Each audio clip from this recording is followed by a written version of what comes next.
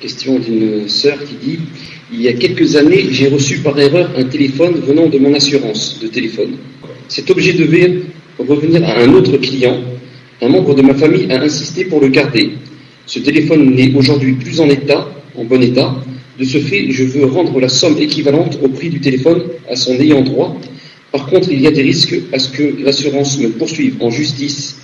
Dois-je prendre mes responsabilités et rendre la somme d'argent au risque d'être poursuivi en justice?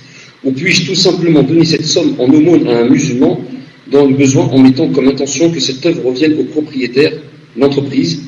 Pouvez-vous également demander au shir de nous rappeler quelles sont les conséquences pour l'au-delà pour ceux qui gardent injustement les biens d'autrui, afin que je fasse écouter aux membres de ma famille? Maintenant pour la personne qui a parlé de son téléphone, etc. Si vraiment elle a peur d'être demandée et poursuivie par la justice et qu'elle risque, je ne sais quoi, des milliers d'euros ou alors même la prison, alors, donc il ne lui reste que la solution, comme elle a dit, de donner son équivalent avec la niya que c'est pour le propriétaire du téléphone, de la société d'assurance. Mais s'il y a, et je pense qu'il y a, Allah Ta'ala, peut-être un autre moyen, s'il y a par exemple comment leur faire parvenir le téléphone, par exemple, par une tierce personne.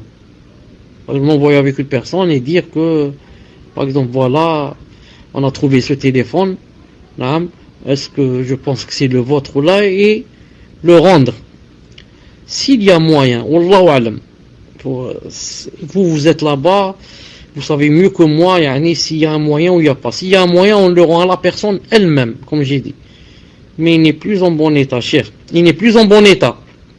Ça, on peut acheter un autre en bon état, du même état que celui qu'on m'a donné. Si on m'a donné un neuf, j'achète un neuf. Si on m'a donné une bonne occasion, j'achète une bonne occasion, et comme ça. Si je peux. Sinon, c'est la dernière chose que j'avais dit, c'est de donner au nom mon avec l'intention que c'est pour eux. Wallahu ta'ala alam. Enfin je dis, toute personne qui a une chose qui appartient à autrui et qui ne lui a pas rendu, si elle meurt, si cette personne meurt et détient toujours cette chose, ce sera un problème pour elle Yawm al-Qiyamah. Ce sera un problème pour elle Yawm al-Qiyamah. Elle n'a pas rendu le dépôt.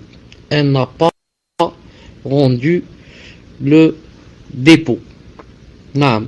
Donc j'incite et je fais le rappel à toute personne qui détient une chose qu'elle doit le rendre, même si la chose appartient à un kafir, à un bouddhiste, à n'importe qui. Je dois lui rendre la chose qui ne m'appartient pas, sinon Yawm al-Qiyamah, j'aurai un problème et je ne peux pas rentrer au paradis jusqu'à ce que je paye mes dettes, comme d'après le hadith authentique que vous connaissez tous, où le prophète sallallahu alayhi wa sallam a dit que celui qui meurt martyr, Allah Ta'ala lui pardonne tout. Ensuite il a dit, Jibril vient de m'annoncer maintenant qu'on lui pardonne tout. Il a dit, sauf les dettes. Et avoir une chose d'une autre personne chez soi, c'est une dette. كما بدأنا أول خلق نعيده. نعم كما بدأنا أول خلق نعيده. جزاك الله خيرا.